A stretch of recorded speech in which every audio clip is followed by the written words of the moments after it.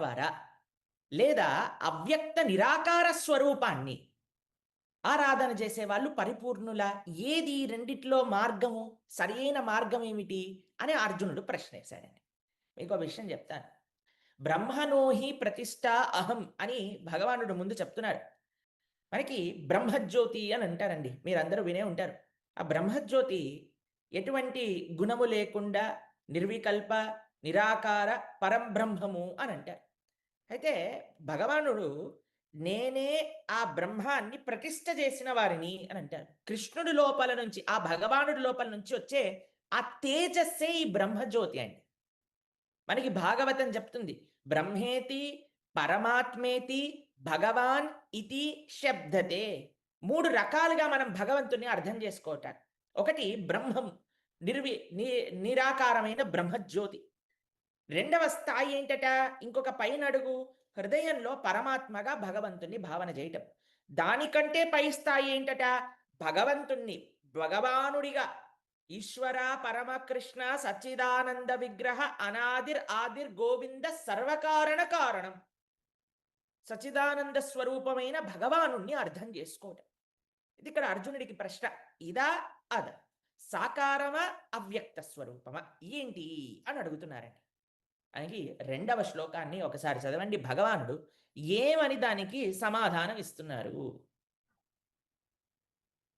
శ్రీ భగవానువాచ మయ్యావేశమనో ఏ మాం నిత్యయుక్త ఉపాసతే శ్రద్ధయా పరయోపేత తే మే యుక్తతమా మతాః.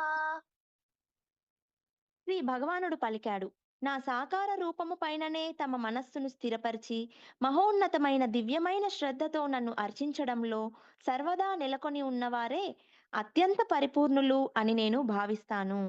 నా సాకార స్వరూపము పైనే మనస్సు పెట్టి సదా భగవంతుణ్ణి ధ్యానించే వాళ్ళు పరిపూర్ణులట. సాకార ఉపాసనకి నిరాకార అవ్యక్త ఉపాసనకి కొన్ని తేడాలు ఉన్నాయండి. వాటిని మనం చూద్దాము ఒకసారి.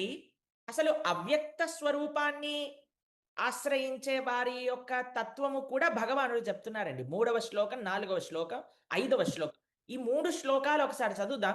దాని తర్వాత ఈ రెండింటిని కంపారిజన్ మనం చాలా జాగ్రత్తగా అర్థం చేసుకుందాం. ఇప్పుడు చూడండి, ఫస్ట్ కొద్దిగా టెక్నికల్గా ఉంటుంది.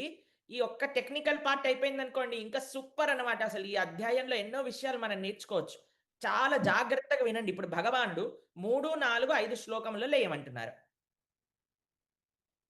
అక్షరమనిర్దేశం అవ్యక్తం పర్యుపాసతే సర్వత్ర గమచింత్యం చ కూటస్థమచలం ధ్రువం.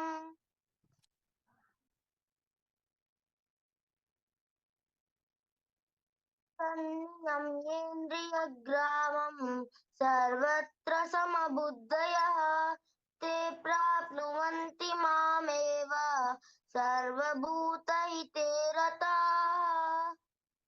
కానీ ఇంద్రియానుభూతికి అతీతమైనది, సర్వవ్యాపకమైనది, ఊహాతీతమైనది, మార్పు లేనిది, స్థిరమైనది, కదలనిది అయిన అవ్యక్తమును అంటే పరతత్వపు నిరాకార భావనను పూర్తిగా అర్చించే వ్యక్తులు సమస్త ఇంద్రియాల నిగ్రహము ద్వారా, అందరి పట్ల సమభావము కలిగి ఉండడము ద్వారా సర్వుల సంక్షేమంలో నెలకొన్నవారై చివరకు నన్ను పొందుతారు.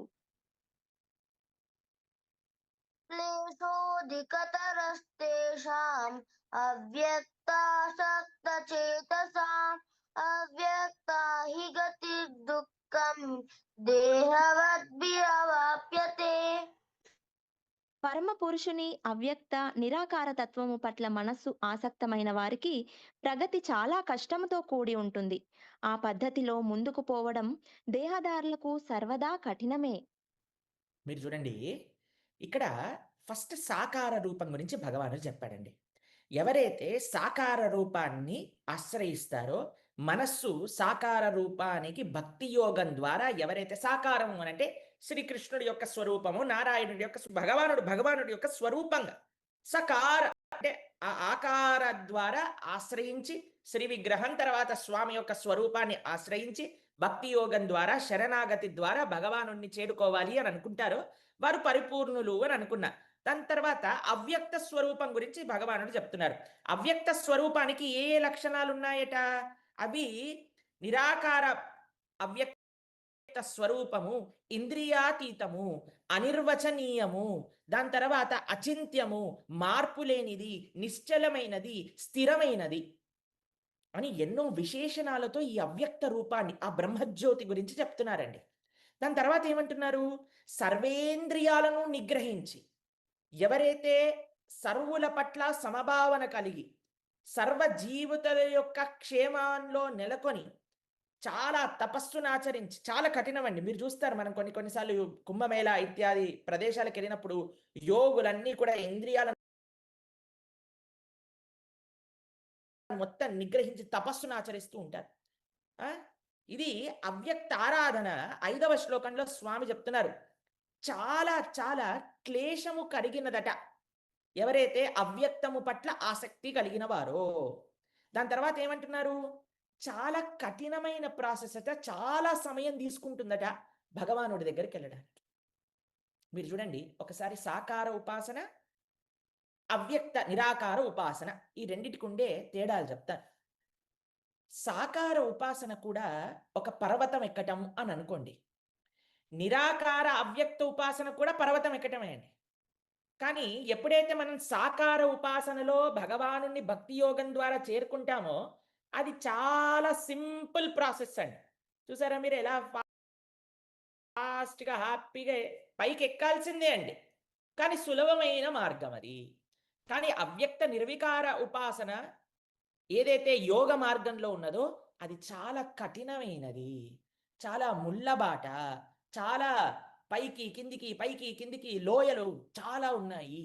దాంట్లో నుంచి మనకి చాలా సమయం పట్టేదన్నమాట పైకి వెళ్ళడానికి.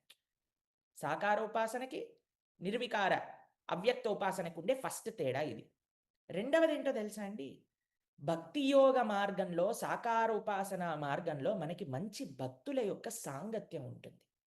ఇక్కడ చూడండి, మీరు చూడండి, ఈ మార్గంలో చూసారా, ఫస్ట్ ఒక ఆయన ఉన్నారు, దాని తర్వాత ఇంకొక ఆయన చేయబట్టుకున్నారు, ఆయన ఇంకొక ఆయన చేయబట్టుకున్నారు, ఇలా మనల్ని నడిపిస్తూ ఉన్నారు. కానీ ఈ అవ్యక్త ఉపాసన మార్గంలో మనమే జ్ఞానాన్ని సముపార్జన చేసుకొని పైకి ఎక్కాలి. భక్తి సాంప్రదాయంలో ఏంటో తెలుసా అండి? మనకి జ్ఞానము అనుగ్రహింపబడుతున్నది ఆచార్యుల యొక్క కృపచేత, గురువుల యొక్క కృపచేత, భాగవతోత్తముల యొక్క